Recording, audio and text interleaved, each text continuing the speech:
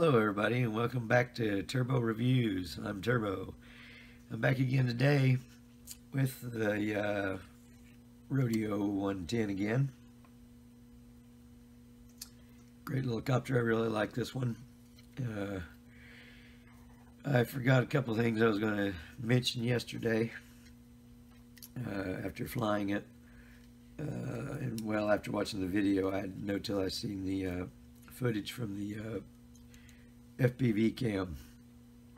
It looks great through the goggles, so don't get me wrong. I mean, when you're wearing the goggles or got them on, I haven't actually done a first-person view flight yet, but I did look through the goggles and see what the picture of it looked like, and it looks fine. In the goggles, it looks real crystal clear and good. But noticed on the replay, when I played it back, it looked kind of foggy or blurry, and I watched a couple of other reviews on it, and I guess that's typical. The camera must not be great in this for some reason. One guy even puts, I think either a Rodeo 150 or a 210 or something camera in the 110. So I may look into that or find one at Banggood or something. But as far as flying it, it works great, so I may use that. And I've got my little keychain cam. It's 720. I'm going to do some first-person view here in a minute, and I'll include that footage in this video if it's worth including.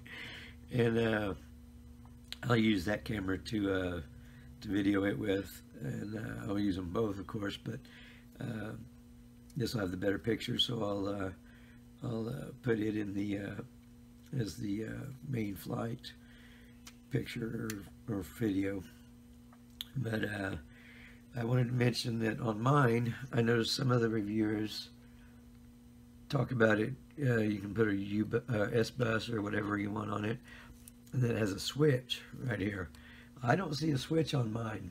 I put a flashlight up to it and looked in it, and I don't see a switch. So I guess maybe mine is the 06 or whatever version, or 3.6 version, which that means it has, I think, a 200 milliwatt video transmitter, and maybe it's the newer version or something, some kind of version that doesn't have the switch, because you used to be able to switch it from PPM to S-bus, but now it just says S-bus, and there is no switch in that little hole. So, but you can, I think, put a S-bus receiver on it and use a FreeSky radio with it, like the Tyrannus. So, but there's really no need if you get the ready to fly version, or if you own a Devo 7 or one of the Devo Walkira radios that will control this. That, and what else was I going to mention? Oh, I did notice a little bit of high oscillations, some oscillation in the high end, and like when I was cornering.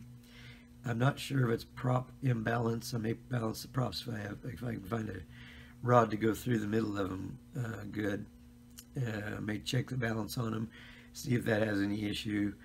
And other than that, I went into the it's weird, it's got beta flight on it, but you have to go to clean flight to get to it. I didn't flash it with the newest version of beta flight, which I plan to. I've seen a couple of guys have done that, but I'm a little bit scared about it. Because I read about it, and it shows there are bootloader pins in here that you have to short out. And both videos I seen, they didn't say a word about it. They just hooked it up to beta flight and it flashed. So I'm not sure if I'm going to follow that direction or read a little bit more into it, but I'm not going to chance bricking it or screwing it up just for new beta flight, because it flies pretty darn good with the firmware that's on it. So I just upped the D and or the P and the D values a little bit, like 3 points maybe, to see if that helped or hurt or what it does, and we'll see. And I did, I show, I think in the video, I downloaded the data flash off the black box, and I'm going to try tuning with that. I've never done that before. I have done some reading on it. I'm going to do a little more and research a little bit and try to tune by the black box. It's supposed to be the way to do it, or an easy way to do it.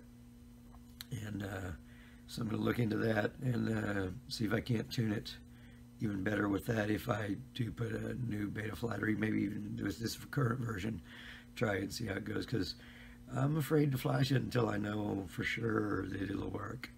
Which these people had it work for them, but you know, I don't know.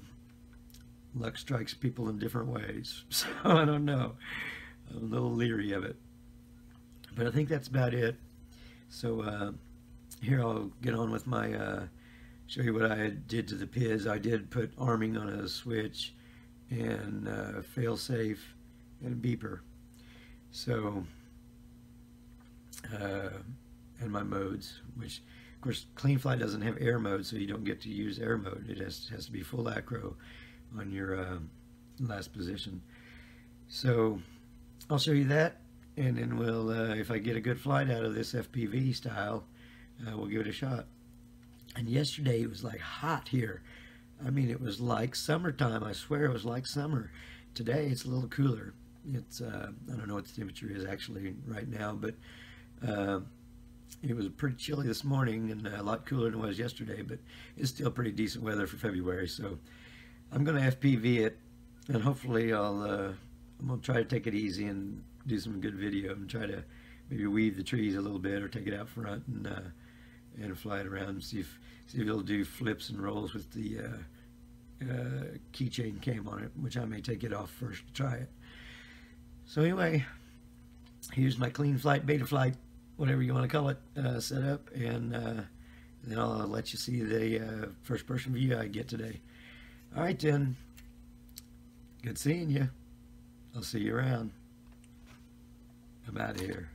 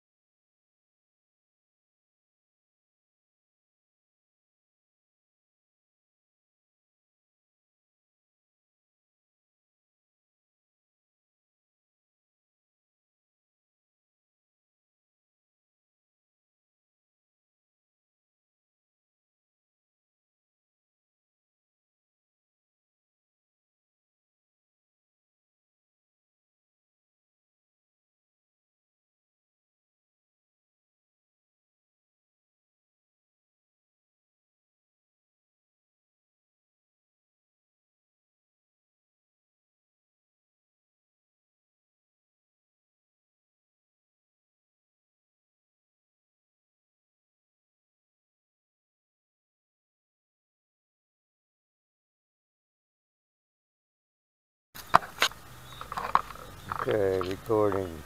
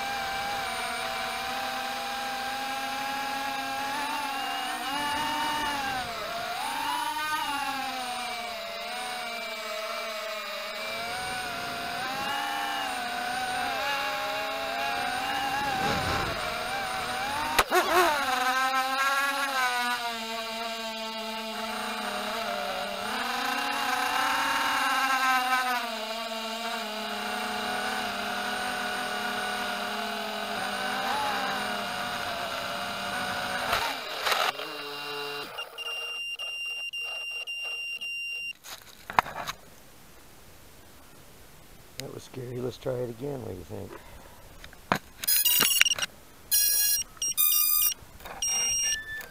Scared to death again.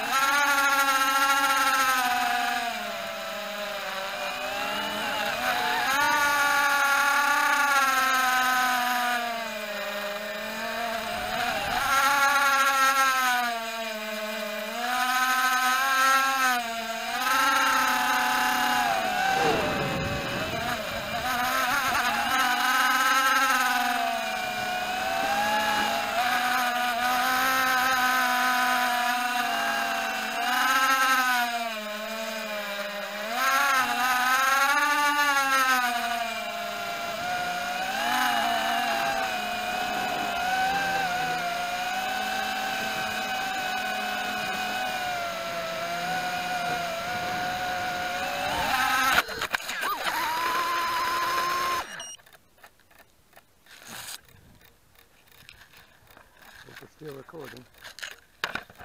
Crash, really.